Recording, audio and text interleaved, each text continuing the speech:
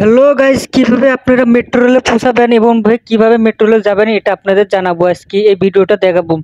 আপনারা যদি ঢাকা উত্তরা থেকে এই টঙ্গী থেকে আসেন, অবশ্যই ঢাকা উত্তরা চলে আসবেন। উত্তরা থেকে সুন্দর করে দেখতে পারবেন মেট্রো রেল রাস্তা। আর এই মেট্রো রেল দিয়ে আপনারা আগারগাঁও কোন যে দেশে কোন সব জায়গায় যাইতে পারবেন। এই মেট্রো রেল মানে ঢাকার সবখানে যাইতে পারবেন, কোনো সমস্যা নেই।